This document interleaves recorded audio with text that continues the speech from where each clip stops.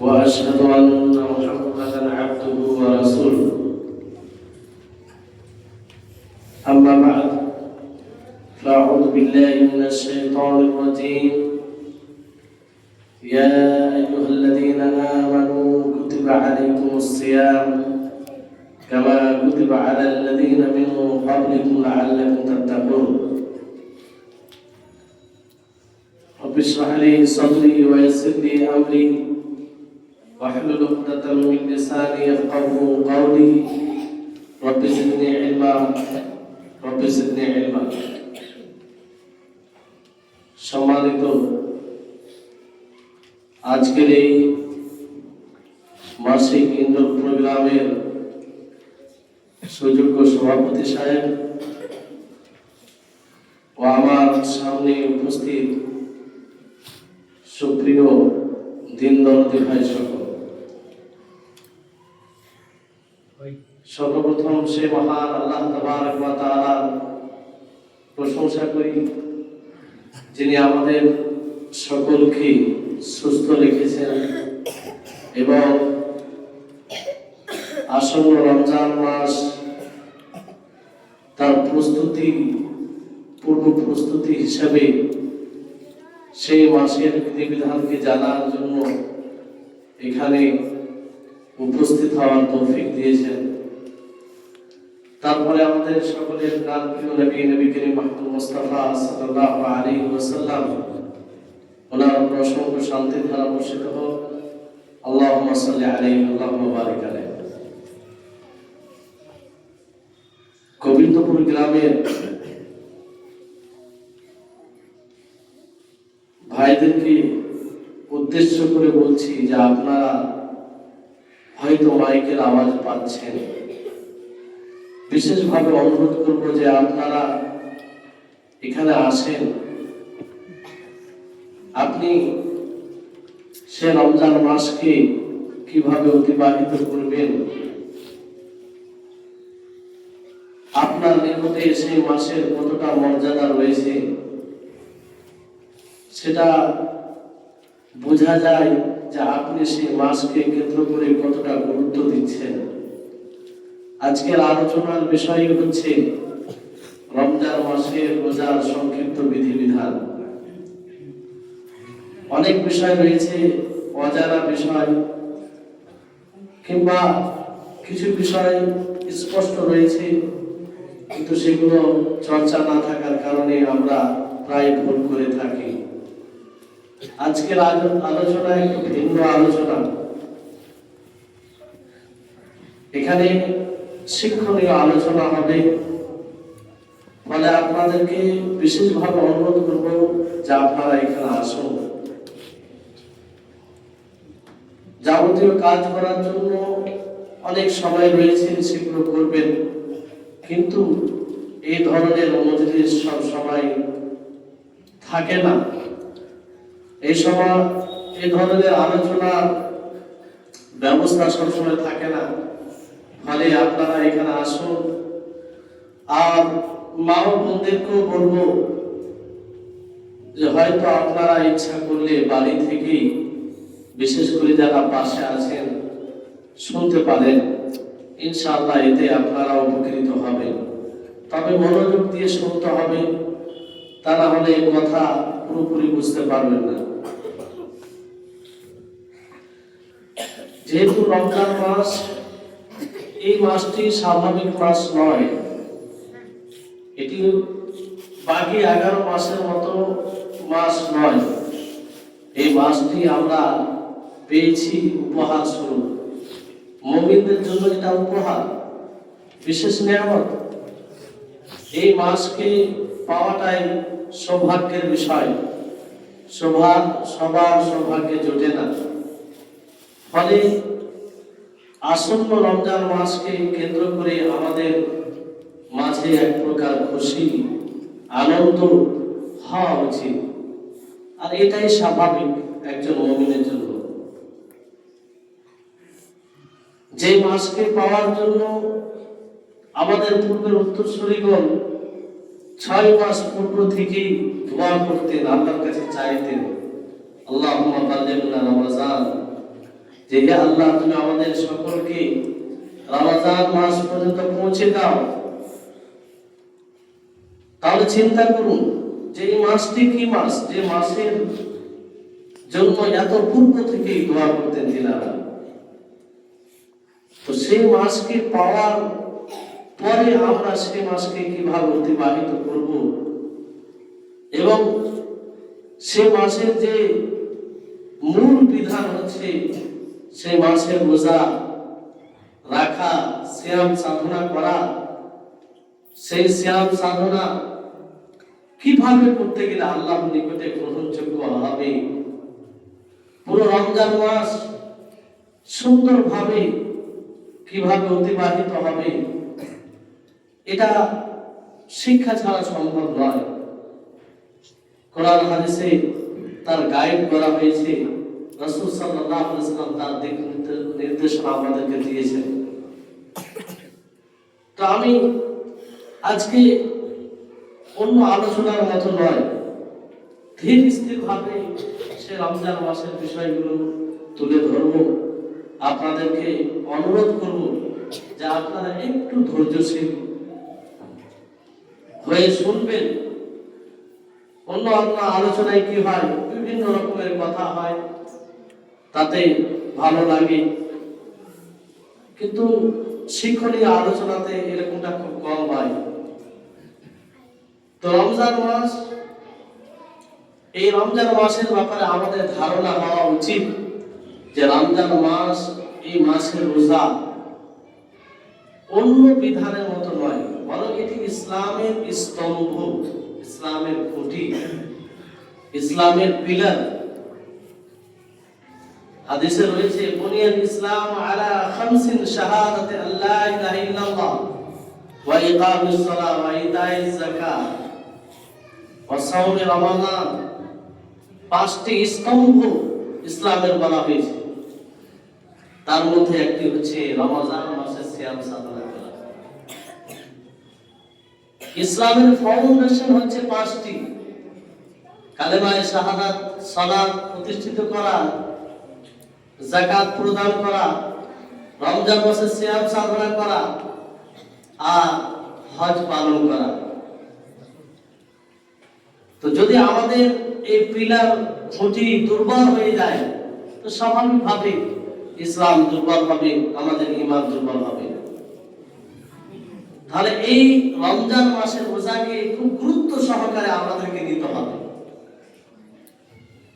কারণ এটি ইসলামের খুঁটি। এই জন্য যদি কোনো ব্যক্তি এই রমজান মাসের রোজার যে ফরজিয়ত, আবশ্যকতা, এটা যদি কেউ অস্বীকার করে তাহলে সে কাফের হয়ে যায়।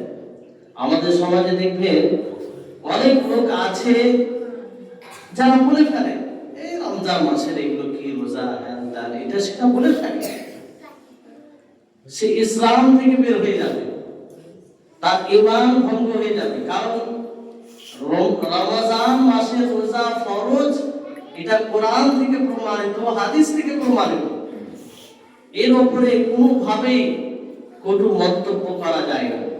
তো যদি কোনো ব্যক্তি রমজান মাসে রোজা অস্বীকার করে তাহলে সে কাফের হয়ে যাবে, তার ইসলাম নষ্ট হয়ে যাবে। আর এতে সকলের সম্মতি রয়েছে, কোনো সন্দেহ নেই। যদি এই সব বিধানের কেউ অস্বীকার করে তাহলে সে কাফের হয়ে যাবে। এবার আসুন যে রমজান মাসের কিছু ফজিলত। এমনিতে ফজিলত একটা স্বতন্ত্র বিষয়, বলতে এই বিষয়ে লম্বা চওড়া আলোচনা করা যেতে পারে, কিন্তু সংক্ষিপ্ত দু একটা পয়েন্ট আপনাদের সামনে তুলে ধরব, যাতে আমরা বুঝতে পারি যে রমজান মাস আমরা কি উপহার পেতে চলেছি, কি একটা সুবর্ণ সুযোগ পেতে চলেছি, কি আমাদের সৌভাগ্য এটা, কি আমাদের উপরে আল্লাহ তাবারক ওয়া তাআলা এই রমজান মাসকে দিয়ে ইহসান করছেন, দয়া করছেন, এটা যাতে আমরা উপলব্ধি করতে পারি, অনুভব করতে পারি, বুঝতে পারি। সেজন্য দু একটি ফজিলত আপনাদেরকে বলি। নবী করিম মুহাম্মদ সাল্লাল্লাহু আলাইহি ওয়াসাল্লাম তিনি বলেন, মান সামা রমাযানা ঈমানান ওয়া ইহতিসাবান গুফিরা লাহু মা তাকাদ্দামা মিন যামবি। যে ব্যক্তি ঈমান সহ পুণ্যের আশায় রমজান মাসের সিয়াম সাধনা করবে, রমজান মাসের রোজা রাখবে, সে তার পূর্বের সমস্ত গুনাহ আল্লাহ তাবারক ওয়া তাআলা ক্ষমা করে দেবেন। আল্লাহু আকবার। চিন্তা করুন, সেই রমজান মাসকে আমরা পেতে চলেছি। গুফিরা লাহু মা তাকাদ্দামা মিন যামবি। যে রমজান মাসকে পাবে, তার সিয়াম রোজা রাখবে পুণ্যের আশায়, ঈমান সহ খুশি আনন্দে, যে এটা আল্লাহ তাবারক ওয়া তাআলার বিধান। অনেক ভাই বিষণ্ণতা ভাব নিয়ে এই রমজান মাসে সিয়াম সাধনা করে, রোজা রাখে। আল্লাহ তাআলা ফরজ করে দিয়েছে তো করতে তো হবে, খুশি নেই, আনন্দ নেই, সাদরে যে গ্রহণ করবে এই বিষয়টি থাকে না। তাদের জন্য এই ফজিলত নয়। যারা অন্তর থেকে, হৃদয় থেকে, অন্তরের গহীন থেকে এটাকে গ্রহণ করবে, ঈমান সহ এই রমজান মাসের রোজা রাখবে, তারা তাদের গুনাহকে আল্লাহ তাআলা ক্ষমা করে দেবে। এটা কত বড় পুরস্কার বলেন তো? আমরা তো গুনাহগার পাপী। তো রমজান মাসের সিয়াম সাধনা করার মাধ্যমে আমরা গুনাহকে নিশ্চিহ্ন করার একটি সুযোগ পাচ্ছি।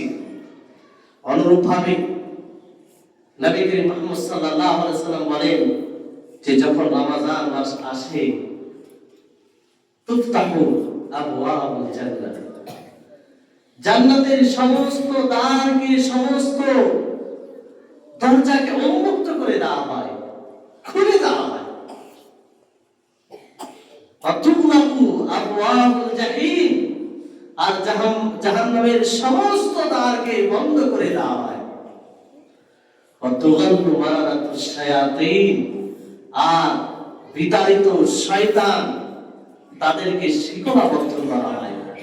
সম্মানিত উপস্থিতি, একটু চিন্তা করুন যে রমজান মাসে আছে কি এমন যে রমজান মাসে বিশেষভাবে নবী করিম মুহাম্মদ সাল্লাল্লাহু আলাইহি ওয়াসাল্লাম তিনি ঘোষণা করেছেন যে রমজান মাসে জান্নাতের দ্বার সমূহকে উন্মুক্ত করে দেওয়া হবে, খুলে দেওয়া হবে, আর জাহান্নামের দ্বার সমূহকে বন্ধ করে দেওয়া হবে, শয়তানকে শিকলাবদ্ধ করে দেওয়া হবে।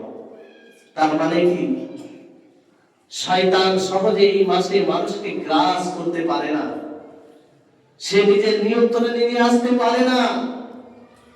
একজন বান্দা খুব সহজেই আল্লাহর ইবাদত করতে পারে, খুব সহজেই নিজেকে জান্নাতের উপযুক্ত করতে পারে, খুব সহজেই সে নিজেকে জাহান্নাম থেকে মুক্ত করতে পারে। তারপরে নবী করিম মুহাম্মদ সাল্লাল্লাহু আলাইহি ওয়াসাল্লাম বলেন, সম্মানিত উপস্থিতিগণ, এগুলো শুনে আমাদের মনের মধ্যে আনন্দের একটি জোয়ার আসা উচিত, আনন্দের ঢেউ আসা উচিত যে এমন ইবাদতকে আমরা পেতে চলেছি যে ইবাদতকারীর জন্য এই সব বিষয়গুলো রয়েছে। আল্লাহর নবী মুহাম্মদ সাল্লাল্লাহু আলাইহি ওয়াসাল্লাম তিনি বলেন যে জান্নাতে রায়্যান নামক একটি দরজা রয়েছে, দ্বার রয়েছে, যে দ্বার থেকে, যে দরজা থেকে শুধু সায়মীনকে ডাক দেওয়া হবে। যারা রোজা রাখবে, যারা সিয়াম সাধনা করবে, তাদেরকে ডাক দেওয়া হবে। আমরা কি চাই না সেদিন বুক ফুলিয়ে গর্ব করে যখন ফারিস্তাদের ডাক আমরা শুনবো যে এই দ্বার দিয়ে তোমরা জান্নাতে প্রবেশ করবে, যে জান্নাতের জন্য, যে জান্নাতের আশায় সেই প্রবল শীতে নরম বিছানাকে ছেড়ে আমরা ফজরের সালাতের জন্য চলে আসি। কিন্তু এই রোজা এমন একটি ইবাদত যে রোজা করতে গেলে সেই রায়্যান নামক দ্বার দিয়ে বিশেষভাবে তাদেরকে ডাক দেওয়া হবে। সম্মানিত উপস্থিতিগুলো, এই হচ্ছে রমজান মাসের ফজিলত। আরো বহু ফজিলত রয়েছে, সেগুলো আমি যাচ্ছি না, কারণ আরো কিছু বিষয় আছে যেগুলো আপনাদেরকে বলতে হবে। এবার আসুন যে রমজান মাসের চাঁদের বিষয়, যে হাদিসে বলা হয়েছে যে তোমরা চাঁদ দেখে রোজা রাখো এবং চাঁদ দেখে রোজা ছাড়ো। কিন্তু এখানে বিষয়টি হচ্ছে যে আমরা খুব চাঁদ দেখব, নিজের দেশের চাঁদ দেখব না ওই সৌদি আরবের চাঁদ দেখে আমরা তার উপরে নির্ভর করে সেখানে যেদিন ঈদ হবে সেদিন ঈদ করব, যেদিন রোজা হবে সেদিন রোজা রাখবো। এখানে একটি মতভেদ বিষয় আসে। আর কিছু লোক আছে যে ভিন্নতা অবলম্বন করার চেষ্টা করে, কিন্তু দেখুন একটা বিরাট লম্বা আলোচনা হতে পারে এই বিষয়ে। আপনাদেরকে যেটা ওলামাদের সঠিক মত,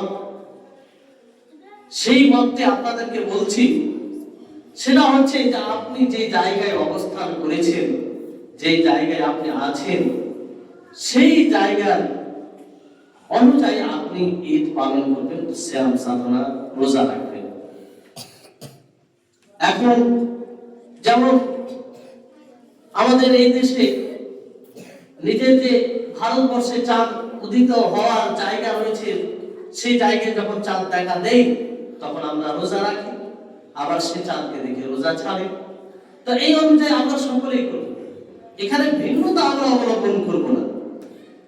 যদি কোনো দেশে এরকম হয় সকলেই একমত হয় যে না আমরা ওই একই চাঁদের উপরে নির্ভর করে আমরা রোজা রাখবো, ঈদ পালন করবো, তাহলে সেটাকে মানা উচিত।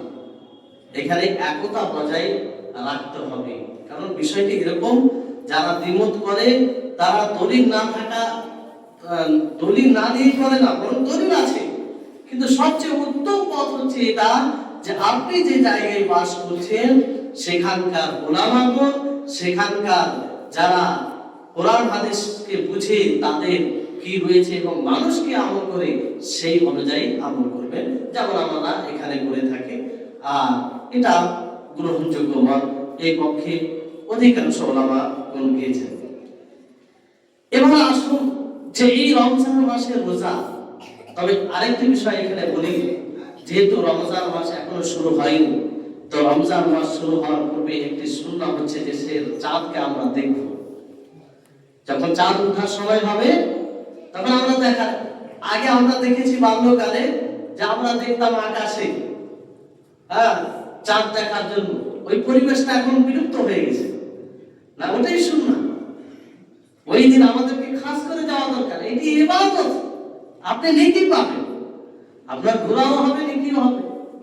তো ওই দিন আমরা চাঁদ দেখার সোশ্যাল মিডিয়াতে দেখলে হবে না, যে ফেসবুকে কে কি খবর দিল, এটা নয়।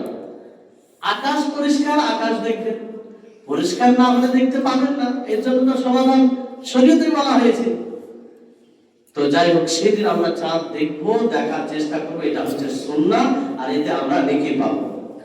এবং রমজান মাসের রোজা কাদের উপরে ফরজ, এটা আমাদেরকে জানতে হবে। এই ব্যাপারে অনেকে স্পষ্ট ধারণা নেই, ফলে এই ব্যাপারে উদাসীনতা দেখা যায় মানুষের মাঝে। দেখুন, রমজান মাসের রোজা প্রত্যেক মুসলিম যে আক্কেল হবে, যার মধ্যে বিবেক থাকবে, সাবালক হবে, সুস্থ হবে এবং সুস্থ অসুস্থ নর নারীর সকলের উপর অপরিহার্য। সাবালক আক্কেল মানে তার মধ্যে বিবেক থাকবে আর মুসলিম হতে হবে।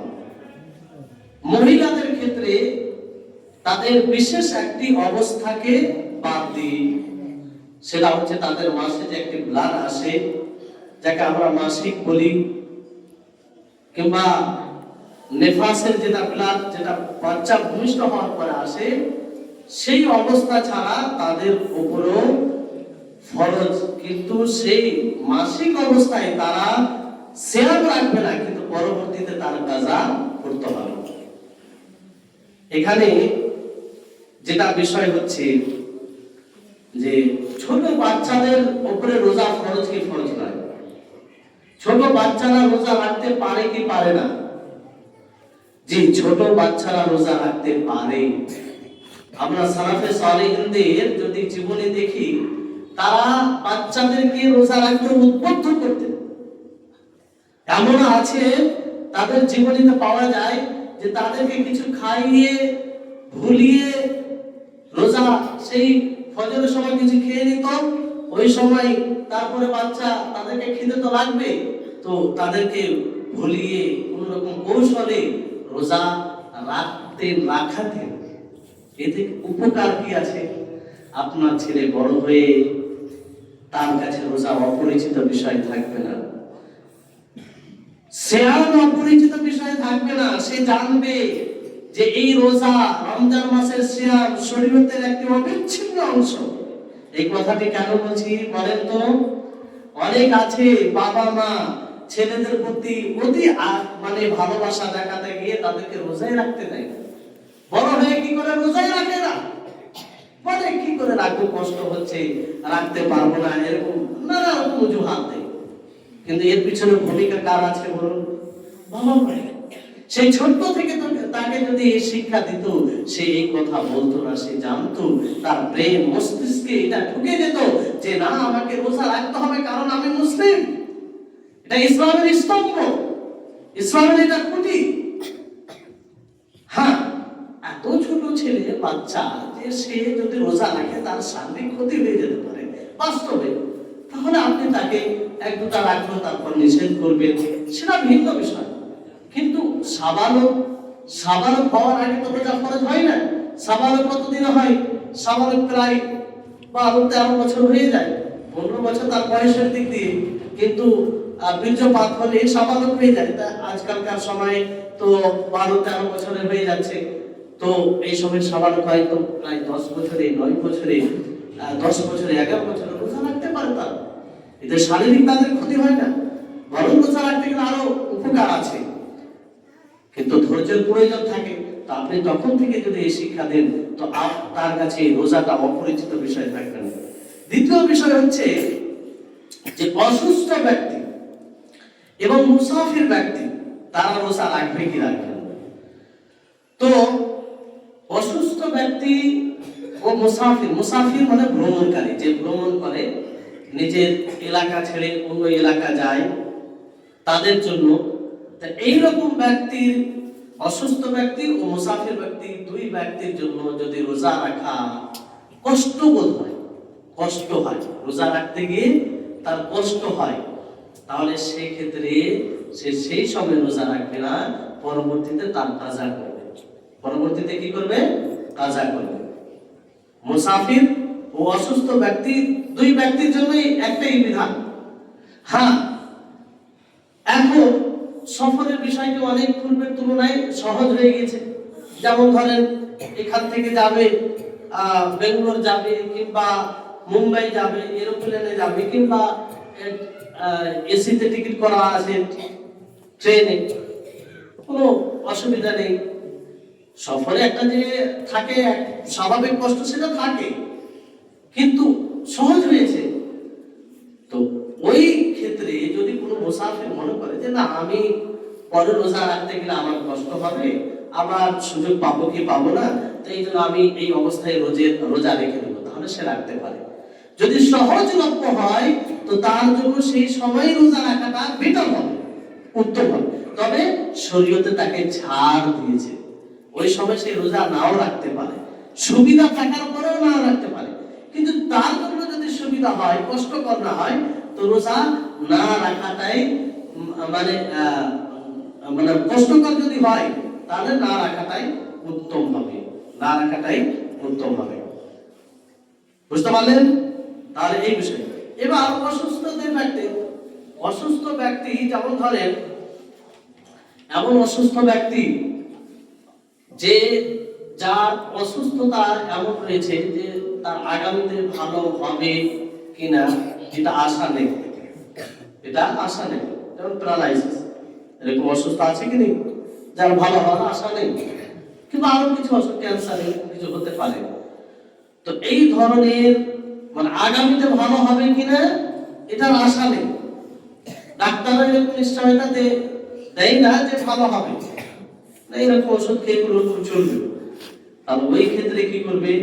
ওই ক্ষেত্রে সে রোজা তখনও রাখবে না, পরবর্তীও রাখতে হবে না, বরং তাকে কি করতে হবে? ফিদিয়া দিতে হবে। তাকে কি করতে হবে? ফিদিয়া দিতে হবে। আর যদি অসুস্থ এরকম হয় যে পরবর্তীতে ভালো হবে, এমন অসুখ আছে যে পরে ভালো হয়ে যাবে, তাহলে ওই সময় সে কাজা করবে। ওই সময় লাগবে না, কিন্তু পরবর্তীতে কি করবে? কাজা করবে। বুঝতে পারলেন? ফিদিয়ার বিষয়টি আলোচনায় আসবে ইনশাআল্লাহ। তারপরে আসুন, একটু ভালো করে শুনবেন মন দিয়ে, কারণ এগুলো একটু সূক্ষ্ম বিষয়। পরে জিজ্ঞাসা করতে পারেন। মহিলাদের মাঝে যে সব মহিলা ঋতুবতী হয় কিংবা বাচ্চা ভূমিষ্ঠ হওয়ার পরে যে ব্লাড আসে কিংবা মাসে যে ব্লাডটা আসে, ওই সময় তারা রোজা রাখবে না, যেটা বলা হলো। পরবর্তীতে কাজা করবে। পরবর্তীতে কি করবে? কাজা করবে। মাফ নেই, কিন্তু নামাজ মাফ আছে। কি মাফ আছে?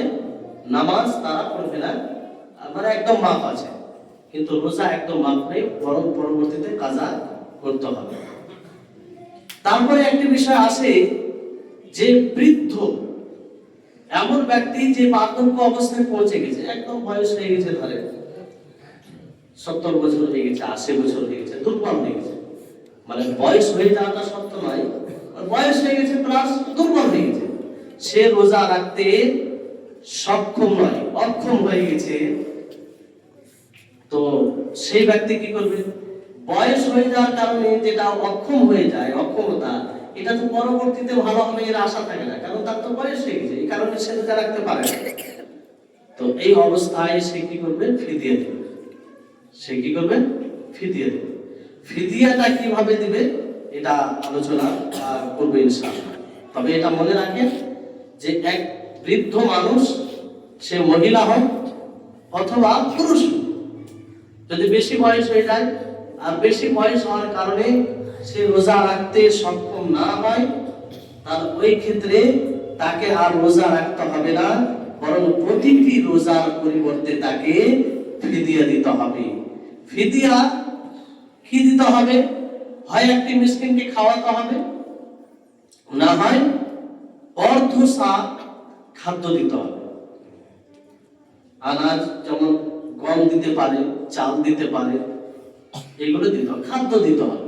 কিংবা মনে করে যাবে হোটেল থেকে খাবার কিনে তা একটা কাউকে দিয়ে দেবো, মিসকিনকে, তো দিতে পারে, সমস্যা নেই। কিংবা ওই গম চাল অর্ধ সা বলতে কতটা? প্রায় 1.5 কিলো, ধরে 1.5 কিলো 1.5 কিলো এরকমটা ক্রয় করে তাকে দিতে পারে। তাহলে তার পক্ষ থেকে কি হয়ে যাবে? ওই রোজাটা পালন হয়ে যাবে, ফিদিয়া মানে যথেষ্ট হয়ে যাবে, তাকে আল্লাহর কাছে হিসাব দিতে হবে না, বরং সে নেকি পাবে।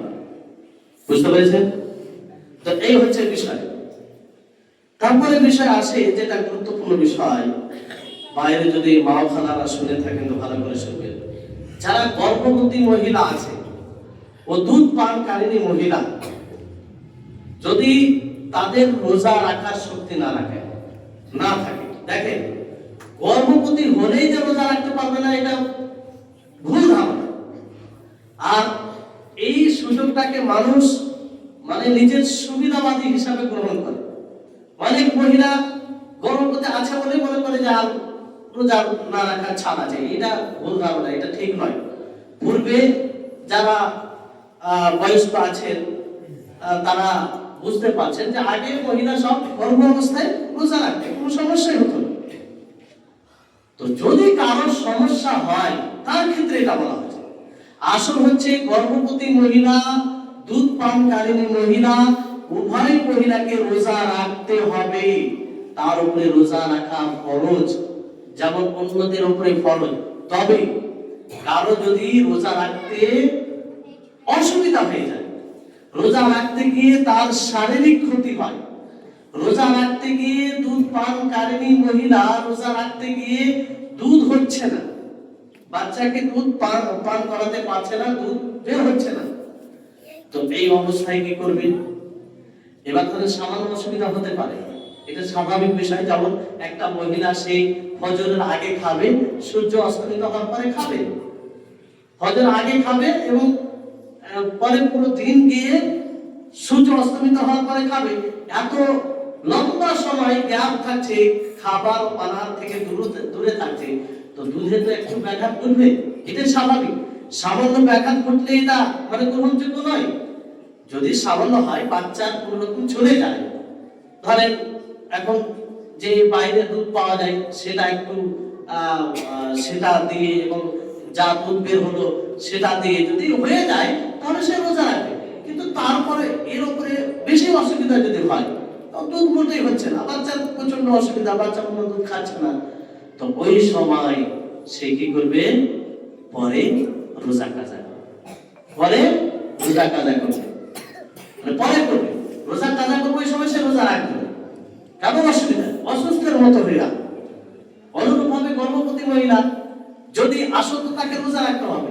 এবার রোজা রাখতে গিয়ে ডাক্তার বলছে তোমার গর্ভে যে বাচ্চা আছে তার অসুবিধা হতে পারে, কিংবা তার শারীরিক ক্ষতি আছে। ডাক্তারে বলছে, মানে গ্রহণযোগ্য ডাক্তার, যে বিশেষজ্ঞ ডাক্তার, সে বলছে তোমার রোজা রাখলে তোমার শারীরিক অবস্থা এমন যে তোমার শরীরে অসুবিধা আছে, ক্ষতি আছে। তো ওই সময় সে ওই সময় আর রোজা রাখবে না, পরে কাজা করবে। পরে কি করবে? কাজা করবে। এটা অসুস্থ ব্যক্তির মতো হয়ে যায়। তখন অসুস্থ ব্যক্তির ব্যাপারে কি বলা হয়েছে? যে পরে সে কাজা করবে, কারণ তার অসুখ একদিন ভালো হবে। এই মুহূর্তে গর্ভবতী মহিলা, তার তো সবসময় গর্ভবতী থাকবে তা নয়, বাচ্চা ভূমিষ্ঠ হবে, তারপর তো সুস্থতা আসবে, তখন সে মানে পূরণ করে নেবে। অনুরূপভাবে দুধ পানকারী মহিলা সবসময় তো আর দুধ পান করাবে না, কিছুদিন পরে বাচ্চা বড় হয়ে যাবে, তার দুধ ওই পরিমাণ না থাকলেও সমস্যা নেই, তখন সে রোজা রেখে নেবে।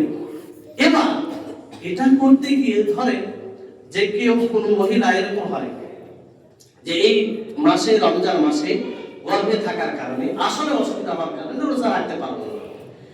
এবার দেখা গেল তার শারীরিক অবস্থা সাথ দেয় না, দিয়ে করতে করতে করতে পুরো বছর পার হয়ে গেল, পুরো বছর পার গেল, আর সামনে রমজান চলে, আর এদিকে এই রমজানের রোজা বাকি আছে তার, তো কি করবে? এই ক্ষেত্রে কি করবে? তো এই ক্ষেত্রে সে সামনে যে রমজান মাস আসছে সেটা রোজা রাখবে, যেগুলো কাজা আছে সেই কাজাগুলো মনে রাখবে, পরবর্তীতে সেটা পূর্ণ করে নেবে, সমস্যা নেই। এটা যদি নিজ অলসতায় সে দেরি করে, মানে সাধ্য ছিল, শক্তি ছিল, তারপরও রাখেনি পুরো বছরে, সামনে রমজান চলে না, তাহলে সে গুনাহগার, সে কি হবে? গুনাহগার হবে, তাকে তওবা করতে হবে। কিন্তু যদি এটা উপযুক্ত কারণে এটা হয় তো এতে সমস্যা নেই।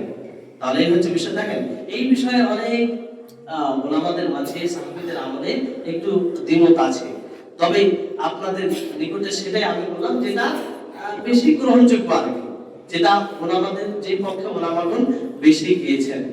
বিস্তারিত আলোচনা করতে গেলে সময় অনেক লম্বা দরকার। তারপরে বিষয় হচ্ছে,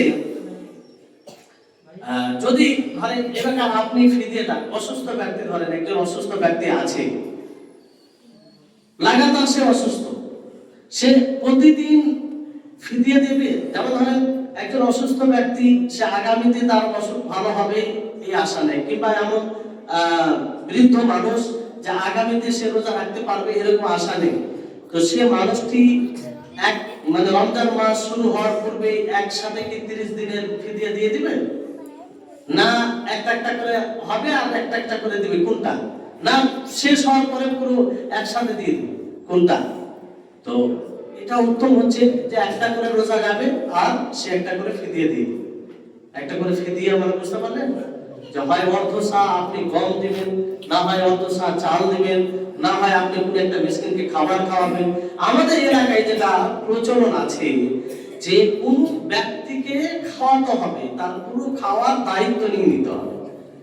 এটা করা যায়, সমস্যা নেই, আপনি খাওয়াতে পারেন, এতে এক্সট্রা খাওয়ানো হয়, এক টাইম যদি খাবার খাওয়ান তো যথেষ্ট। তবে আসলে যে ব্যক্তিকে আপনি খাওয়াবেন তাকে অসহায় হতে হবে, সে আসলে গরিব হবে, সেই ব্যক্তি যেন হয়, যাকে তাকে নয় মৌলভী সাহেব আছে উনি খাওয়াবেন তা নয়, তালবিল আছে ওর মধ্যে খাওয়াতে হবে তা নয়। আমাদের এলাকায় অনেক আছে তালবিল, একটা তালবিলকে ধরে আনতে হবে, খাওয়াতে হবে, এরকম একটা প্রথা আছে। না, এটা বিষয় নয়। তালবিল ইলম, তার বাড়িতে যথেষ্ট পরিমাণে খাবার থাকতে পারে, তো তাকে কেন খাওয়াবেন আপনি? মিসকিন আছে, যদি ওই হিসাব আপনি না পান, তো অনেক মানুষ হয়তো যে নিজেকে বাড়িতে কি অবস্থা আছে আমাদের জানা নেই, কিন্তু মানুষের কাছে তো প্রকাশ করে যে সে মিসকিন, অসহায়। চেয়ে বাড়াই মানে কি, আমরা তাকে মিসকিনই ভাববো। হ্যাঁ, যার ব্যাপারে আমরা নিশ্চিত ভাবে জেনে যাব যে এই ব্যক্তি পেশাদার মিসকিন, মানে তার ব্যবসা চাওয়া, সেক্ষেত্রে তাকে আমরা ইগনোর করবো, উপেক্ষা করবো। কিন্তু যার ব্যাপারে আমরা জানি না, রাস্তাঘাটে চেয়ে বাড়াই, তাদেরকে আমরা মিসকিনই মনে করবো। চেয়ে বাড়াচ্ছে, নিজেকে সে নিচে করেছে, তা আমাদের কিছু করার নেই, তো ওদেরকে আমরা খাবার কিনে দিতে পারি, কিন্তু পয়সা দিতে হবে না, কারণ খাবারের কথা বলা হয়েছে কোরআনে। ফিদিয়াতুত তাআমু মিসকিন বলা হয়েছে, বুঝতে পেরেছেন? তো এই বিষয়, এই ক্ষেত্রে এই বিষয়টি মনে রাখতে হবে। একসাথে আপনি দিতে পারেন শেষে, যেমন আনাস রাদিয়াল্লাহু তাআলা আনহু, একজন প্রখ্যাত সাহাবী, ওনার ব্যাপারে সহিহ বুখারীতে মুআল্লাকাত রিওয়ায়াতে এসেছে যে তিনি দুর্বলতার কারণে, মানে বার্ধক্যকালে পৌঁছে গেছেন, এই কারণে তিনি 1 বছরের সিয়াম রাখতে পারেন। 1 বছরের সিয়াম বলতে 1 মাস, 1 বছর বলতে বছরেতে একটা মাসের রোজা হয়, তো পূর্ণ 1 মাসের রোজা রাখতে পারেন এই কারণে। তো তিনি কি করেছিলেন, রুটি আর মাংস রান্না করে 30টি মিসকিনকে খাইয়ে দিয়েছিলেন। রুটি আর মাংস রান্না করে 30টি মিসকিনকে খাইয়ে দিয়েছিলেন। তো এখানে কি বুঝাবো যে আপনি শেষে একসাথেও এটা করতে পারেন। এবার হ্যাঁ, এটার ধরন আপনাদেরকে বলা হলো, যা আপনি খাবার কিনেও দিতে পারেন। যেমন ধরেন এখন বিরিয়ানির পকেট পাওয়া যাচ্ছে, প্যাকেট, একটা বিরিয়ানির প্যাকেট কিনে কোন মিসকিনকে দিয়ে দিলেন, একটা খাবার হয়ে গেল, মানে এটা যথেষ্ট পরিমাণে খাবার। একটা মানুষ খাবার খেতে গেলে একটা বিরিয়ানির প্যাকেট খায়, তার খাবার হয়ে যায়, এটাও করতে পারে। আপনি যদি সাদা ভাত দেন, তো সাদা ভাত দিয়ে কাজ হবে না। সাদা ভাত কে খায়, আমরা খাই, তার সাথে তরকারি থাকে, সবজি থাকে, তো তরকারি আপনাকে দিতে হবে, শুধু সাদা ভাত দিয়ে কাজ হবে না। তবে আপনি যদি চাল দেন, তো এই ক্ষেত্রে হয়ে যাবে, এই ক্ষেত্রে হয়ে যাবে, কারণ চালটা সে রান্না করে নিজের মতো খাবে, কিন্তু সাদা ভাতটা তাকে এক্সট্রা আলাদা হবে, ভাত একটা রান্না করা গেছে আলাদা হবে, আবার সবজি খুঁজে বানাতে হবে তাকে। এই জন্য আপনি সাদা ভাত দিলে তার সাথে তরকারি এগুলো দিতে হবে, যেটাকে খাবার মনে করা হয়। এবার ধরেন কারো রোজা কাজা আছে, কোন কারণে রাখতে পারেন, শরীর সম্মত কারণে রাখতে পারেন, ধরেন যে কোনো কারণ হতে পারে, শরীর সম্মত গ্রহণযোগ্য কারণ। 10 দিন ধরেন গত রমজান মাসের 10 দিন রোজা, তার উপরে কাজা আছে, পূর্ণ করেন, সে মারা গেল। এরকমটা হয়, ভালো করে জানেন। সবার বাড়িতে তার পরিবারের অংশ আছে, তার ছেলে আছে, তার বাবা আছে, তার মা আছে, স্ত্রী আছে। শুধু দুনিয়াতে ভালোবাসতে হবে না, আখিরাতের দিক দিয়েও ভালোবাসতে হবে। আপনার স্ত্রী মারা গেল, আপনার স্ত্রীর উপরে রোজা ফরজ হয়েছিল, আর আপনার কোনো গুরুত্বই নেই, কিসের ভালোবাসা? আপনার বাবা মা আছে, আপনার বাবা মা তার উপরে রোজা ফরজ ছিল, রাখতে পারেনি, কাজাও করতে পারেনি, মারা গেল, আপনার কোনো খবরই নেই, অথচ আপনি তার ছেলে হয়ে জীবিত আছেন। তো এগুলো কেন হয়? একজন মানুষকে রাখতে পারবে না? রাখতে পারবে। অনেক দিনদার মানুষ রয়েছে, না জানার কারণে এটা করে না, জানে না তো কি করবে। যদি জানতে পারে, তার পক্ষে 10টা রোজা রাখতে কি, বাবা মাকে এতটা সে ভালোবাসে যে 10টা রোজা রাখতে পারবে। তো বিষয়টি হচ্ছে, ধরেন আপনার বাবা, আপনার মা, কিংবা আপনার আপনজন কেউ রোজা তার উপরে কাজা ছিল, পূর্ণ করতে পারেনি, সে সময় পেয়েছিল, কোনো কারণে পূর্ণ করতে পারেনি, মারা গেছে। তো আপনি সেই ক্ষেত্রে কি করবেন?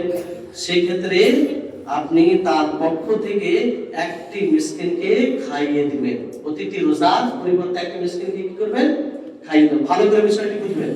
এটা রোজা কাজা যদি থাকে, সেই ক্ষেত্রে এটা, যেমন উদাহরণ দিলাম যে পূর্বে রমজান মাসে 10টি রোজা কারো উপরে কাজা আছে, সে পরে রমজান মাসের পরে 1 মাস বেঁচে ছিল, ইচ্ছা করলে সে পূর্ণ করতে পারত, কিন্তু করেনি, মারা গেল সে।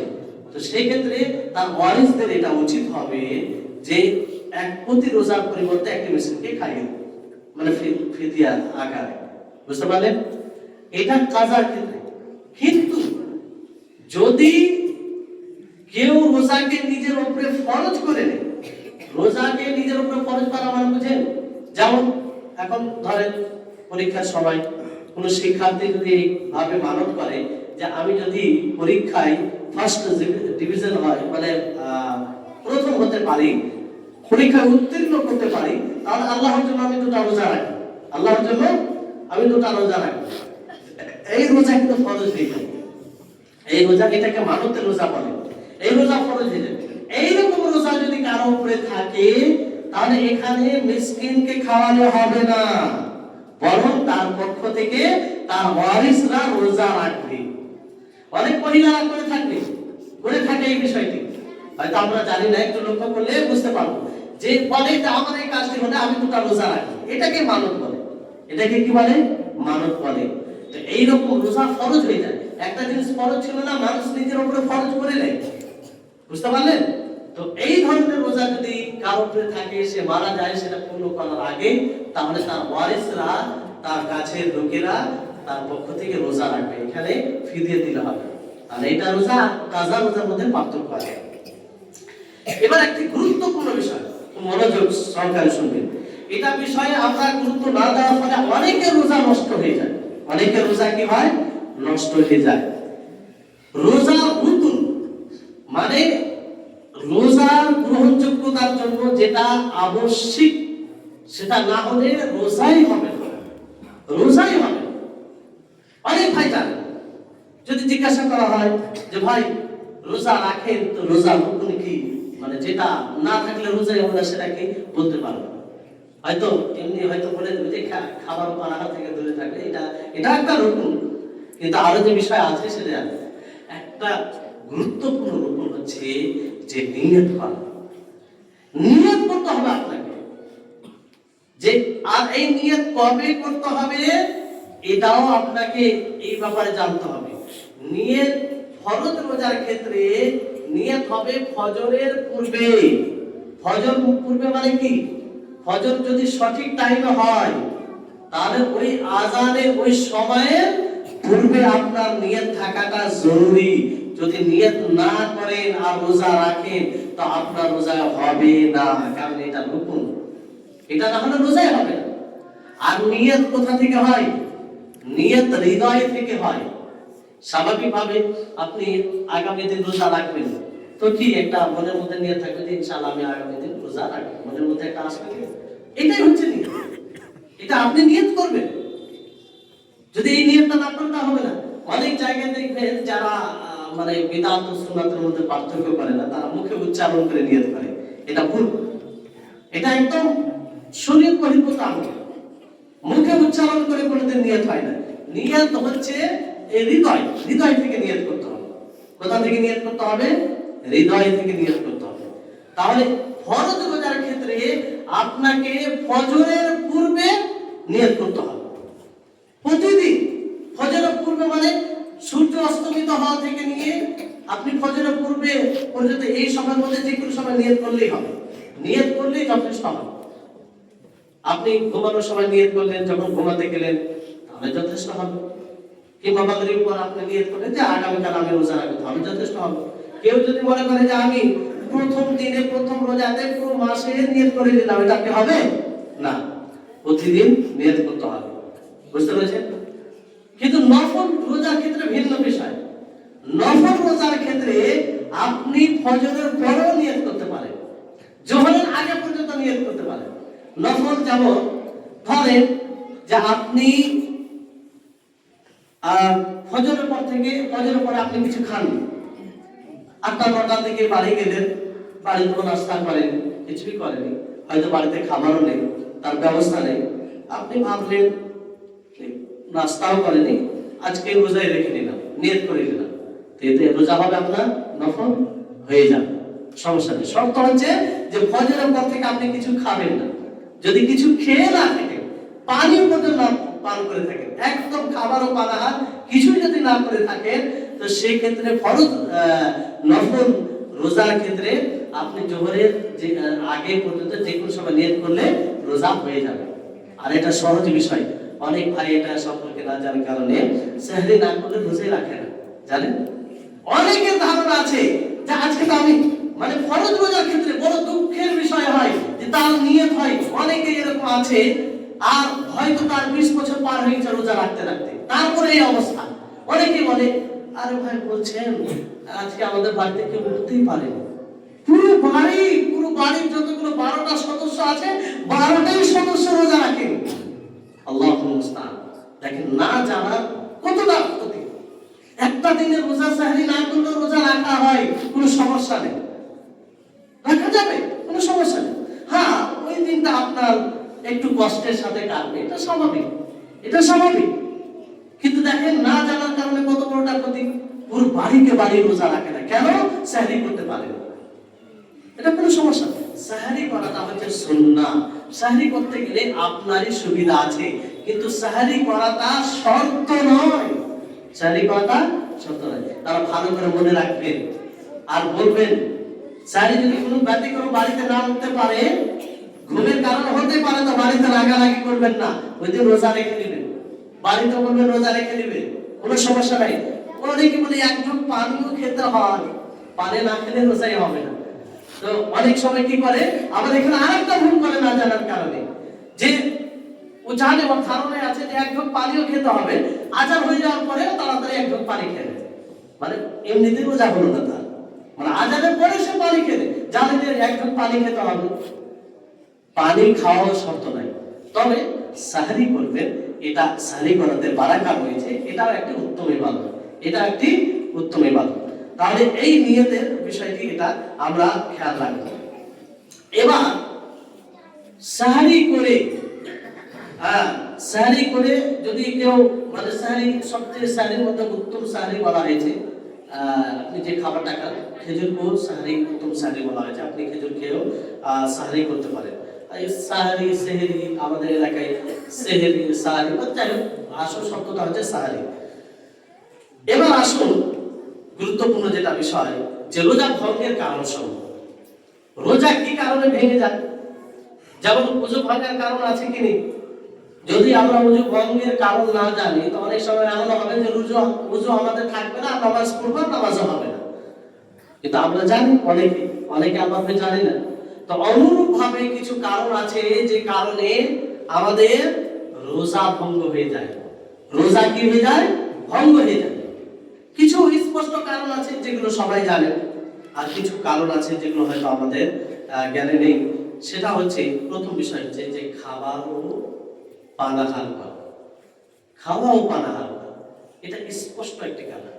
যে কোনো বিষয় আপনি যদি ইচ্ছাকৃত কোনো জিনিস মুখ দিয়ে আপনি ভিতরে নিয়ে যান, তাহলে এতে রোজা আপনার ভঙ্গ হয়ে যাবে, এতে কোনো সন্দেহ নেই।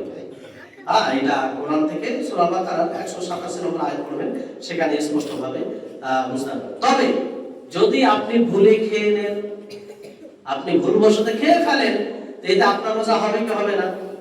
এটা রোজা হয়ে যাবে। বরং এটা একরকম আল্লাহ তাআলা আপনাকে খাইয়ে দেয়। আপনার স্মরণে থাকলে তো খাওয়ার অনুমতি নেই, কিন্তু আপনি ভুলে যদি খেয়ে নেন, তাহলে এতে কোনো সমস্যা নেই। তবে ভুলে যদি খান, আপনি মুখে একটা জিনিস নিয়ে নিয়েছেন, ভিতরে যায়নি, মুখে আছে ভিতরে যায়নি, জিহ্বাতে আছে, স্বাদও আপনি বুঝতে পারছেন, আপনার চাহিদাও যে ভিতরে নিয়ে যায়, ওই সময় মনে পড়ে গেল, আপনার জন্য হারাম হয়ে যায়। ওই সময় আপনার জন্য হারাম হয়ে যায়, সাথে সাথেই আপনাকে মুখের জিনিসটা বাইরে ফেলে দিতে হবে। বুঝতে পারলেন? আপনি মনে করছেন হাদিসে তো আছে যে ভুলে খেলো আল্লাহ তাআলা খাইয়ে দিতে, পেট ভরে খেয়ে, না, এটা চলবে না। মনে যেমন পড়বে আপনাকে সাথে সাথে মুখ থেকে বের করে দিতে হবে। তার স্বাদ আপনি পেয়ে নিয়েছেন, আপনার খুব আশা যাচ্ছে যে ভিতরে চলে যায়, কিন্তু মনে পড়ার কারণে সেটা আর আপনার জন্য হালাল হয় না, বৈধ হয় না, হারাম হয়ে যায়। তো এটা আমরা খেয়াল রাখবো। তারপরে যে বিষয়টি ইচ্ছাকৃত ভাবে বমি করা, একটা বমি অটোমেটিক চলে আসে, মানে ইচ্ছা থাকে না, বমি হয়ে যায় আর কি, এতে রোজা ভঙ্গ হয় না। কোনো কারণবশত বমি হয়ে যায়, কিন্তু ইচ্ছাকৃত ভাবে বমি করা, যেমন মুখে আঙুল ঢুকিয়ে কিংবা আর কিছু পথ অবলম্বন করে ইচ্ছাকৃত ভাবে বমি যদি করে, তাহলে এতে রোজা ভঙ্গ হয়ে যাবে। অটোমেটিক ভাবে বমি চলে আসলে এতে রোজা ভঙ্গ হবে না। সবগুলো ক্ষেত্রে কিন্তু হাদিস আছে, সময়ের কারণ আমি বলছি, হাদিসগুলো বলতে গেলে আরো অনেক সময়ের প্রয়োজন। তো ইচ্ছাকৃত ভাবে বমি করলে রোজা ভঙ্গ হবে, আর অনিচ্ছায় যদি হয় তো রোজা ভঙ্গ হবে না। তারপরে মা ও বোনদের ক্ষেত্রে হাইজ ও নেফাস চলে আসে, এখানে একটা সূক্ষ্ম বিষয় আছে। সব মহিলাই জানে যে মাসিক ব্লাড শুরু হলে, মাসে যে ব্লাডটা আসে এটা শুরু হলেই তার রোজা ভঙ্গ হয়ে যায়। আর বাচ্চা ভূমিষ্ঠ হওয়ার পরে ব্লাড আসে, সেটা এলে রোজা ভঙ্গ হয়ে যায়। এবার ধরুন যে কেউ কারো ব্লাড শুরু হচ্ছে কখন? শুরু হচ্ছে একদম ঠিক ফজরের 2 মিনিট পূর্বে, ফজরের 2 মিনিট পূর্বে, তাহলে তার জন্য রোজা রাখা যাবে। কিংবা কারো ব্লাড শুরু হচ্ছে সূর্য অস্তমিত হওয়া 1 মিনিট পূর্বে, অথবা অর্ধ মিনিট পূর্বে, অথবা আরো কমিয়ে দেন যে 15 সেকেন্ড পূর্বে, যদি সে নিশ্চিত ভাবে জানে যে এখনো সূর্য অস্তমিত হতে 15 সেকেন্ড 30 সেকেন্ড বাকি আছে আর তার ব্লাড আরম্ভ হয়ে গেছে, তাহলে তার রোজা সেদিন আর হবে না, তাকে সেই দিন রোজা কাজা করতে হবে। তবে এখানে একটা প্রশ্ন জাগছে যে এত কষ্ট করে সে ফজর থেকে নিয়ে সূর্য অস্তমিত হওয়া পর্যন্ত রোজা রাখলো, মানে 1 মিনিট পূর্ব পর্যন্ত ধরেন, এত কষ্ট কি বৃথা গেল? না, সেদিকে পাবে যতটা সে পরিশ্রম করেছে। আল্লাহ তাআলা তিনি অনুগ্রহশীল, না তিনার ভান্ডারে কিছু কমই নেই, কিন্তু ওই দিনকার রোজা তাকে অন্য দিনে কাজা করতে হবে। এটা আল্লাহ তাআলার বিধান, এটা আল্লাহ তাআলার বিধান। বুঝতে পেরেছেন? তো এই বিষয়টি খেয়াল রাখতে হবে। অনেক মা ও খালা এই বিষয়ের এইগুলো এইভাবে সূক্ষ্মভাবে গুরুত্ব দেয় না। আর আরেকটা কথা মনে রাখেন, এইরকমই সূক্ষ্ম বিষয় যে একজন মহিলার ব্লাড আসছে, ঠিক আছে, ব্লাড আসার কারণে সে রোজা রাখছে না, কিন্তু ঠিক ফজর শুরু হওয়ার 1 মিনিট পূর্বে, ফজর সময় হওয়ার 1 মিনিট পূর্বে তার যদি ব্লাড বন্ধ হয়ে যায়, তাহলে তার উপরে রোজা রাখা কি হবে? ফরজ হয়ে যাবে, কারণ 1 মিনিট সময় পেয়েছে, সে নিয়ত করার সময় পেয়েছে, নিয়ত করলে সে রোজা রাখতে পারবে। এরকম সূক্ষ্ম বিষয়ে ধ্যান রাখে আমাদের সমাজে মা বোনরা ধ্যান রাখে, কারণ ওইভাবে আলোচনা জ্ঞানের অভাব। তো যাই হোক, বিষয়টা হচ্ছে যে ফজর শুরু হয়, ফজর বলতে আজান ভুল টাইমও দিতে পারে। যেমন বর্তমান সময়ে আমাদের এলাকার অবস্থা, একটু 5 মিনিট আগে আজান দিয়েছে, অনেক জায়গায় আছে যে 5 মিনিট আগে আজান দিয়েছে। তো আসল যেটা সময়, সেই সময়ের 1 মিনিট পূর্বে যদি কোনো মহিলার ব্লাড বন্ধ হয়ে যায়, তাকে সেই দিনে রোজা রাখতে হবে, সে নিয়ত করে সেই দিনে রোজা রাখবে। যদি খাওয়ার সুযোগ পায় তো ওই মুহূর্তে সে খেয়ে নিতে পারে। তো এই হচ্ছে বিষয়। তারপরে সহবাস করা, সহবাস করলে রোজা ভঙ্গ হয়ে যায়। স্বামী স্ত্রী যে মিলন, সেটা করতে গেলে রোজা ভঙ্গ হয়ে যাবে। রোজা তো ভঙ্গ হবেই। কেউ যদি রোজা অবস্থায় এটা করে, তাহলে তার উপরে কাফারা কঠিন, এটা কাফারা। এই জন্য সতর্ক হয়ে যান, ভুল করেন না। হ্যাঁ, সে কাফারাটা কি? যদি এরকম কেউ করে নাই, রোজা অবস্থায় স্বামী স্ত্রী মিলন হয় করে, তাহলে উভয়ের ইচ্ছাতে যদি এটা হয়, স্বামীরও ইচ্ছাতে স্ত্রীর ইচ্ছাতে, উভয়ের ইচ্ছাতে যদি হয়, তাহলে তাদের উপরে কাফারা হচ্ছে যে 2টি দাস স্বাধীন করতে হবে। এখন তো দাসের জামানা নেই। তার পরবর্তী স্টেপ কি? যদি এটা না হয় তো 2 মাস ধারাবাহিক ভাবে রোজা রাখতে হবে, ধারাবাহিক ভাবে, অনবরত ভাবে 2 মাস রোজা রাখতে হবে। পারবে? ক্ষমতা আছে? মানে এটা একটা গুনাহ কাজ, আপনাকে তওবা করতে হবে আর কাফারাও দিতে হবে। এর মাসুল এরকম দিতে হয়। এই জন্য সতর্ক থাকতে হবে যে 2 মাস ধারাবাহিক। কেউ যদি ধরে যে রোজা রাখতে মানে 58 দিন হয়েছে, আর একদিন অলসতায় ছেড়ে দিল, আবার তাকে শুরু থেকে করতে হবে, এত কঠিন, এটা জটিল। হ্যাঁ, শরীয়ত সম্মত যদি কারণ থাকে তাহলে এটা মানা যাবে। যেমন ধরেন আপনি অসুস্থ, পাচ্ছেন না, আপনার ধরেন 40টা রোজা হয়েছে, তারপরে অসুস্থ হয়ে পড়ে গেলেন, তো সেই ক্ষেত্রে সেটা গ্রহণ হবে। কিন্তু অলসতায় যদি ছেড়ে দেন তাহলে কি হবে, আপনাকে আবার শুরু থেকে রাখতে হবে, সেগুলো বাদ হয়ে যাবে। এটা একটা বিষয়। আর যদি এটা না পারে, অনেকের শক্তি নাও থাকতে পারে, বেশিরভাগ লোকের এটা শক্তি কম, তো কি করতে হবে, 7টি মিসকিনকে খাওয়াতে হবে। 7টি মিসকিনকে খাওয়াতে হবে। 7টি মিসকিনকে একসাথে ডেকে আপনি তাদের জন্য খাবারের আয়োজন করে খাইয়ে দিবেন, তাহলে এতে কাফারা হয়ে যাবে। আর আপনাকে তওবা করতে হবে। ঠিক আছে, এটা হলো স্বামী স্ত্রী মিলন। এবার ধরেন মানে বিষয়গুলো লজ্জার কোনো বিষয় নাই, জানার বিষয়, যেহেতু শরীয়তে বলা হয়েছে এটা জানতে হবে। স্বামী স্ত্রী যদি মিলন অন্যরকম ভাবে হয়, লজ্জা স্থানে না হয়, লজ্জা স্থান ব্যতীত অন্য কোনো জায়গায় বীর্যপাত ঘটে, তাহলে এতে কি ওই কাফারা দিতে হবে না? ওই কাফারা দিতে হবে। কাফারা শুধু স্বামী স্ত্রী যদি মিলন এরকম হয় লজ্জা স্থানে, স্বামী স্ত্রীর লজ্জা স্থানে, তাহলে এতে মানে ওই কাফারা দিতে হবে, যে কাফারাটা বললাম। আর যদি লজ্জা স্থান ব্যতীত অন্য কোনো ভাবে বীর্যপাত ঘটে, তাহলে এতে রোজা মানে গুনাহ তো তার হচ্ছে, তাকে তওবা করতে হবে এবং সে রোজা কাজা করবে। কি করবে? কাজা করবে, ওই কাফারা নেই। আর যদি স্বামী স্ত্রী নয়, অন্য কোনো হারাম পন্থা এটা করে, যুবক ভাইদের সমস্যা হয়েছে, হ্যাঁ, তো যেমন ধরেন হস্তমৈথুন দ্বারা কেউ যদি বীর্যপাত ঘটায়, কিংবা এরকম অশ্লীল ভিডিও দেখে, কিংবা এইরকম আর কিছু মানে যৌন ইচ্ছাকে উত্তেজিত করে, এরকম বিষয় দেখে যদি বীর্যপাত ঘটায়, তাহলে এতে সে গুনাহগার হবে, তাকে তওবা করতে হবে, কিন্তু কাফারা দিতে হবে।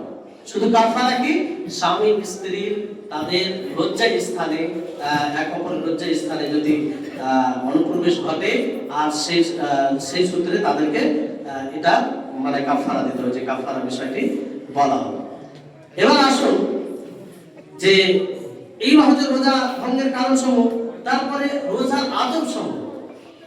যে কোনো বিষয় একটা হচ্ছে ফরজ, তার সাথে কিছু আদব রয়েছে, সেই আদব গুলোকে যদি আপনি খেয়াল রাখেন, আরো আপনার বিষয়টা সুন্দর হয়ে যায়, আরো বিষয়টা কি সুন্দর হয়ে যায়। যেমন ধরুন আপনার বাড়ি আছে, বাড়িতে একটা স্বাভাবিকভাবে যেটা জরুরি মনে করা হয় যে একটা বেড থাকবে, বেডে বিছানা থাকবে, এতটাই যথেষ্ট।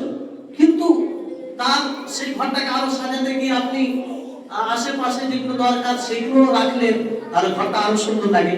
তো ওই রকম ভাবে রোজা বিধান যেগুলো ফরজ রুকুন সেগুলো তো করবেন, তার সাথে আদব আছে, সেগুলো যদি খেয়াল রাখেন, আপনার রোজা আরো সুন্দর হয়ে উঠবে। ভালো করে শুনবেন, আপনার রোজা আরো সুন্দর হয়ে উঠবে। তো সেগুলোর মধ্যে কি একটা হচ্ছে সাহারি করা, যে সাহারির ব্যাপারে অনেক ভাই ধারণা রাখে যে সাহারি না করলে রোজাই হয় না। সাহারি করা একটি গুরুত্বপূর্ণ ইবাদত, আর এতে আপনি নেকি পাবেন, কিন্তু রোজা হবে না এমন কোনো বিষয় নাই। আর সাহারির মধ্যে কি রয়েছে, বরকত রয়েছে। নবী করিম মুহাম্মদ সাল্লাল্লাহু আলাইহি ওয়াসাল্লাম কি বলেছেন, যে তাসাহহারু ফাইন্না ফিস সুহুরি বারাকা, যে তোমরা সাহারি করো, কারণ সাহারি করাতে বরকত রয়েছে। বরকত কিভাবে, যেটা আমরা উপলব্ধি করি, যেদিন আমরা সাহারি করি, ঠিক মতো খাই, সেদিন আমাদের শরীর ভালো থাকে, অ্যাক্টিভ থাকে, আমরা সক্রিয় থাকি। আর সাহারি না করলে সকাল 8টা থেকে ঘুম ভাব আর অলসতা ভাব, কাজে কামে মন লাগে না, রাগান্বিত ভাব এরকম হয়। হ্যাঁ, তো এইগুলো একটা বরকতের দিক, যেটা বাহ্যিক। আর আভ্যন্তরীণ যেটা বরকতের দিক, যে সাহরি করতে গিয়ে আমরা নেকি পাবো, সাহরি করতে গিয়ে আল্লাহ তাআলা খুশি হবেন, সাহরি করতে গিয়ে নবী সাল্লাল্লাহু আলাইহি ওয়াসাল্লামের অনুসরণ হয়। আর সাহরি দেরিতে করবে, দেরিতে করা মানে কি, ফজরের আগে পর্যন্ত 1 মিনিট আগে পর্যন্ত দেরিতে করা মানে, দেরিতে করা মানে এই পর্যন্ত লেট নয়। দেরিতে করা মানে যে কমসে কম আপনি ফজরের 15 মিনিট আগে সাহারি মানে থেকে ফারিগ হয়ে যান, 15 মিনিট আগে। কারণ হাদিসে বলা হয়েছে যে 50টি আয়াত পড়তে যতক্ষণ সময় লাগে, 50টি আয়াত পড়তে যতক্ষণ সময় লাগে, তো 50টি আয়াত পড়তে প্রায় 15 থেকে 20 মিনিট 20 মিনিট লাগে। হ্যাঁ, তো ওই ওই আগে আপনারা আমরা খেয়ে মানে সাহরি খেয়ে ছেড়ে দেব, এটা হচ্ছে উত্তম। আমরা কি করি, একদম আযান পর্যন্ত খেয়ে থাকি, যতক্ষণ না মুয়াজ্জিনের আল্লাহু আকবার আওয়াজ পাওয়া যাচ্ছে ততক্ষণ আমরা খাওয়া ছাড়ি না। আর অনেকের খাওয়ার পরে আর একটু কিছু খেতেই থাকে মানে স্টপ মানে মানে বন্ধ কখন হয়, যখন মাইকের আওয়াজ আসে। এখানে আরেকটি কথা বলেছি, দেখেন মাইকের আওয়াজকে নির্ভর করবে না, সময়কে নির্ভর করবে। কারণ যদি কোনো জায়গা থেকে এটা আপনি নিশ্চিত হন যে অমুক মুয়াজ্জিন সে সময় মতোই আযান দেয়, তাহলে ভিন্ন বিষয়, কিন্তু এরকমটা খুব কম হয়, 1 মিনিট আগে পিছু অনেকটা করে দেয়। ওই জন্য সময়কে লক্ষ্য করবেন। আপনি যদি কোনো মুয়াজ্জিন ধরেন 2 মিনিট দেরি করে আযান দেয়, তার জন্য আপনি খেতে থাকবেন না। তো এই বিষয়টি খেয়াল রাখবেন, সাহরি 10-15 মিনিট আগে শেষ করবেন, তারপরে খাওয়া যাবে মানে ফজর পর্যন্ত খাওয়া, ফজর আগে পর্যন্ত খাওয়া যাবে, কিন্তু মুস্তাহাব হচ্ছে যে 15-20 মিনিট আগে সেরে নেবেন। এখানে একটা বিষয় যেটা আমাদের সমাজে ঘটে, যে আমরা অনেকে আগে সাহরি করে ঘুমিয়ে যাই, বেশি আগে করতে গিয়ে ঘুমিয়ে যাই, এটাও ভুল একটা পদ্ধতি।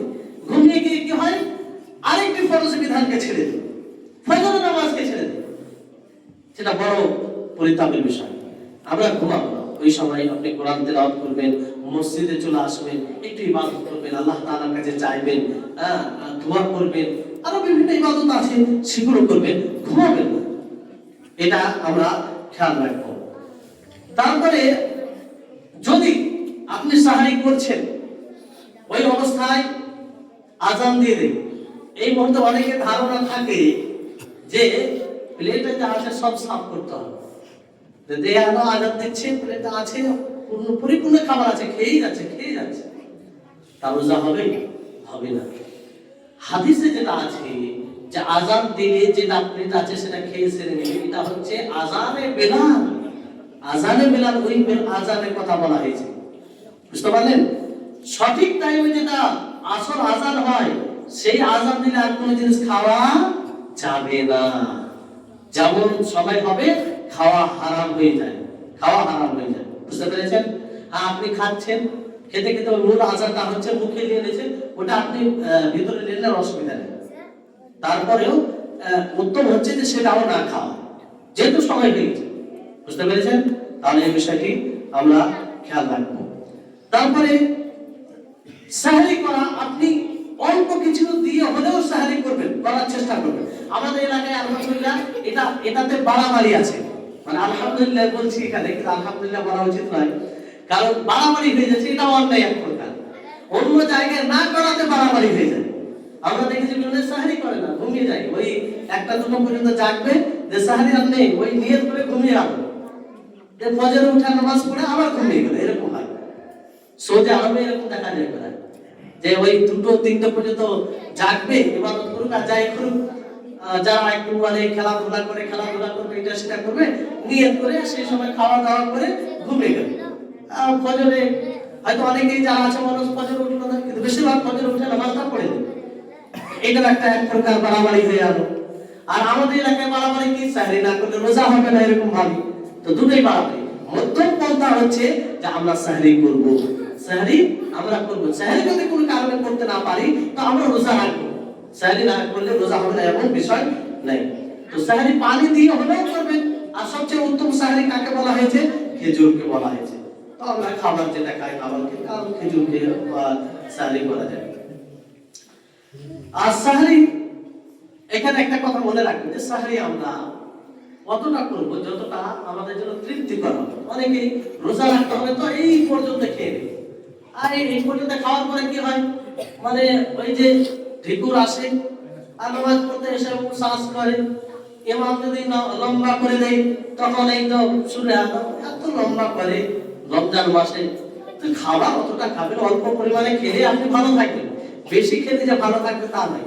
আসলে আমরা অভ্যাসের দাস হয়ে গেছি, এমন ভাবে অভ্যস্ত হয়ে গেছি যে বেশি খাবার কারণে আমরা অসুস্থ হই আর ডাক্তারের কাছে আমরা দৌড়ে যাই, কিন্তু এটা আমরা জানি না যে খাবারের পরিমাণটা ঠিক রাখলে আমাদের শারীরিক ফিটনেসটা ভালো থাকবে।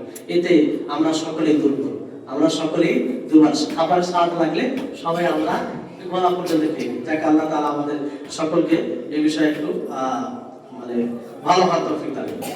তো এটা একটা বিষয়। রোজা অবস্থায় গালিগালাজ করবেন না, রোজা অবস্থায় গালিগালাজ করবেন না। চুপ থাকো। রোজা অবস্থায় তোমরা রোজা অবস্থায় গালিগালাজ করবেন না, গীবত করবেন না, অন্যের উপরে আপনি মিথ্যা অপবাদ লাগান, এগুলো থেকে বিরত থাকবেন। দেখেন এগুলো সবসময় হারাম, কিন্তু রোজা একটি গুরুত্বপূর্ণ বিধান। আপনি পুরো দিন ইবাদতে থাকেন, সেই ইবাদত অবস্থায় কেন আপনি হারাম কাজ করবেন? নিজেকে সংযত রাখবেন, নিজেকে একদম গুনাহ থেকে মুক্ত রাখবেন, এগুলো থেকে বিরত থাকবেন। হাদিসে কি আছে, যদি কেউ তোমার সাথে তর্ক করে, কেউ তোমাকে কিছু বলে, তাহলে তুমি বলো যে ইন্নামুন সাইমুন, যে আমি রোজাদার, আমি তোমার সাথে তর্ক করতে পারি না, আমি কারো গীবত করতে পারি না, আমি মিথ্যা কথা বলতে পারি না। এগুলো থেকে বিরত থাকবেন। যদি এবার হাদিসে এমন হাদিস আছে, যারা মিথ্যা কথা বলবে, যারা অশ্লীলতা করবে, তাদের রোজা আল্লাহ তাআলাকে কোনো প্রয়োজন নেই, তাদের রোজা আল্লাহ তাআলাকে কোনো প্রয়োজন নেই। এর মানে কি রোজা হয় না তাদের? এর মানে কি তাদের রোজা হয় না? দেখেন, রোজা একদম হবে না এরকম বিষয় নয়, তবে রোজা দুর্বল হয়ে যায়, রোজা দুর্বল হয়ে যায়, তার নেকি কমে যায়। তো এই বিষয়টি আমরা খেয়াল রাখবো। তারপরে আমরা দান, অধিকভাবে আমরা দান করব। রমজান মাসে স্বাভাবিক দিনে যেটা দান করি তার চেয়ে পরিমাণটা বাড়িয়ে দেবো। আমরা সকলে একটা লক্ষ্য স্থির বানাবো যে রমজান মাসে একটা দানের, নিজের অর্থের মধ্যে একটা দানের জন্য অংশ রাখবো, বেশি করে রাখবো। কারণ এটা একটা সুবহানাল্লাহ, আল্লাহর নবী রমজান মাসে আরো অতিরিক্ত দানশীল হয়ে যেতেন, এমনি তো তিনি দানশীল ছিলেন, আরো দানশীল হয়ে যেতেন। আর অধিকভাবে আমরা তেলাওয়াত করব, অধিকভাবে আমরা কি করব? তেলাওয়াত করব। আল্লাহু আকবার। কোরআন যদি আপনি তেলাওয়াত করেন, এই কোরআন আপনার জন্য সুপারিশ করবে। যেদিন আপনার কেউ হবে না, সেদিন আপনার পক্ষ হয়ে এই কোরআন দাঁড়াবে। তো কোরআন তেলাওয়াত করবেন বেশি বেশি করে। তারপরে সূর্য অস্তমিত হওয়ার সাথে সাথে ইফতার করবেন। এরকম নয় যে সতর্কতা অবলম্বন করে 2 মিনিট দেরি করে, যেমন হানাফি ভাইরা করে, 5 মিনিট লেট করে তারা ইফতার করে। এটা সম্পূর্ণ কোরআন হাদিস বিরোধী। আমার আপনি শরীয়তের অনুসরণ করে ইফতার করবেন, এটাও একটা ইবাদত। তো সাথে সাথে ইবাদত করবেন, যেমন সময় হবে তেমনই আপনি ইবাদত মানে ইফতার করবেন, শেষ সাথে সাথে ইফতার করবেন। তারপরে ইফতার কি দিয়ে করবেন?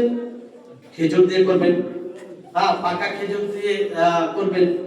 তারপরে যদি না হয় কাঁচা খেজুর, যেটা রুতাব বলা হয়, সেই খেজুর দিয়ে করবেন। খেজুর না থাকলে পানি দিয়ে আপনি ইফতার করবেন, পানি দিয়ে ইফতার করবেন। এগুলো সুন্নাহ, এগুলো আমরা খেয়াল রাখবো, কারণ এগুলো আমরা আমল করতে সক্ষম। কারণ যদি খেজুর কেনার টাকা না থাকে, অসুবিধা হয়, তাহলে পানি দিয়ে করবো, পানি দিয়েও ইফতার করা, এটা সুন্নাহ। তারপরে ইফতার করার পরে এই দোয়াটি পড়বে। কি দোয়া?